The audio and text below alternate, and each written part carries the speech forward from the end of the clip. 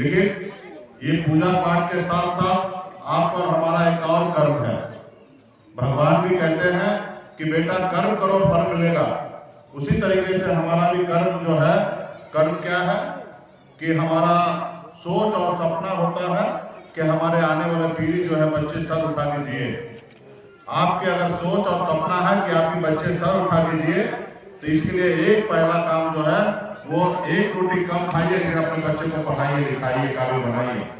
जब तक समाज आपका शिक्षित नहीं होगा तब तक आपके समाज में विकास नहीं होगा। जब समाज शिक्षित होगा तो वो अधिकार के बारे में समझेंगे और अधिकार के लिए लड़ाई लड़ेंगे। आज बताइए, देश आजाद हुआ है, आज हमें एससी का दर्जा मिलना चाहिए। आज हमारे भाई को बंगाल में एससी का दर्जा मिल रहा है। दिल्ली में जाइए, निषाद समाज के सभी उपजाति को एससी का दर्जा मिल रहा है, बिहार में नहीं मिल रहा है। और नहीं मिल रहा तो आपको पता नहीं था एससी का आरक्षण मिलने से आपको लाभ क्या मिलेगा। और आज अगर आप अपने अधिकार के लिए लड़ाई लड़ते, एससी के लिए लड़ाई लड़ते, तो आज बिहार में निषाद बेटा कलेक्टर होता, एसपी होता, डॉक्टर, इंजीनियर सब होता। लेकिन आपने लड़ाई नहीं लड़ा, जिसके कारण आज आप जगह पे नहीं है। आज पिछले 10 सालों से आपने हमारे साथ लड़ाई लड़ रहे हैं। आपने कहा स्टैंड अल्लाह आप आगे बढ़ो, हम तुम्हारे साथ हैं।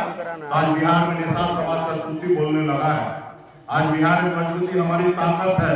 आज बिहार में जिस गठबंधन में हम हैं, उस गठबंधन में हम सरकार बनाने का हैसियत रखते हैं। और जब सरकार बनेगा तो ये मान लीजिए कि आपका भाई, आपका बेटा बिहार का चीफ मिनिस्टर बनेगा। सब चीज पावर में ही है। आप देखते होंगे कि एक वार्ड जीतने के बाद उनमें ये पावर होता है कि आपके गली अगर बनाना है तो बना सकते हैं।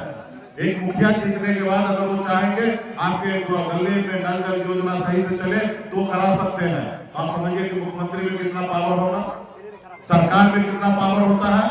इसलिए आज अगर आपकी सरकार दिल्ली में बन जाए तो आप आरक्षण लागू कर दीजिएगा, और आरक्षण लागू कर दीजिएगा तो आज निषाद का बेटा कलेक्टर बन जाएगा। आप बताइए कितना पावर होता है सरकार में।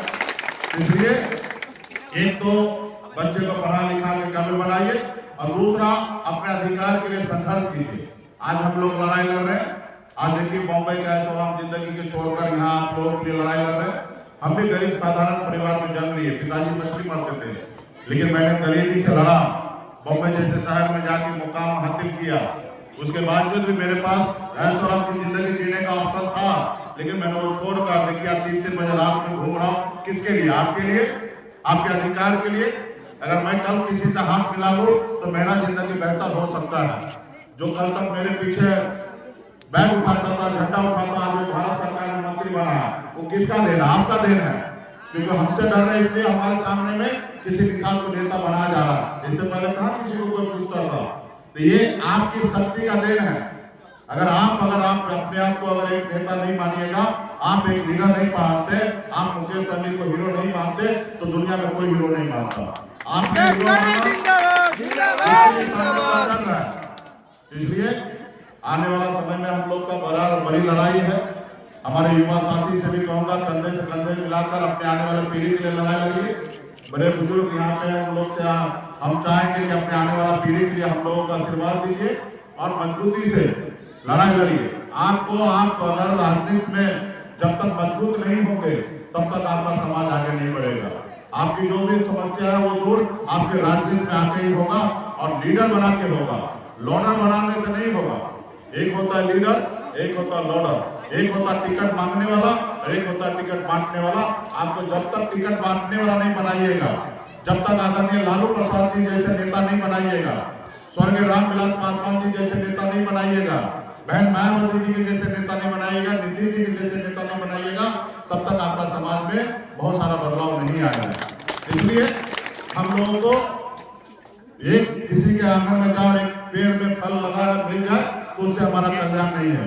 हमको अपना पेड़ लगाना है, और जब चाहेंगे तब उस पेड़ से फल निकाल सकते हैं। ऐसी ताकत हमको अपना बनाना है। तो इसलिए आज तो बाबा अमर सिंह के मेला में हम लोग आए हैं, और भगवान से भी प्रार्थना करेंगे कि हम लोगों को शक्ति दे, आशीर्वाद दे। और आप लोग भी अपने अपने स्तर से आप लोग पार्टी के लिए, संगठन के लिए, समाज के लिए काम कीजिए। आपस में भाईचारा बनाइए, एक दूसरे को मदद कीजिए। यही हम लोगों का कर्तव्य होना चाहिए। आज देश में देखिए तो नफरत की राजनीति हो रही है। हमें ऐसी राजनीति नहीं करना। इस देश में अभी कोई सिकंदर बनने के लिए नहीं आया है। सदा के लिए संसार में कोई राजा बनने के लिए नहीं आया है। आपको हमको 40, 60 साल, 80 साल का मौका मिलेगा। इसी समय में हम अपने आने वाले पीढ़ी के लिए कुछ अच्छा करके जाए। जैसे हमारे महात्मा गांधी जी, भगत सिंह जी, इन लोगों ने देश के लिए बहुत कुछ किए हैं, कुर्बानी दिए हैं, इसलिए आज हमारा देश में हम सर उठा के जी रहे हैं। तो इसलिए आने वाला समय में अगर आप चाहते हैं कि आपकी पीढ़ी जो है सर उठा के दिए, तो आपको अभी से संघर्ष करना पड़ेगा। एक पीढ़ी जो संघर्ष करेगा तब जाके अगला पीढ़ी राज करेगा साथियों। इसलिए आप सभी को बहुत बहुत धन्यवाद।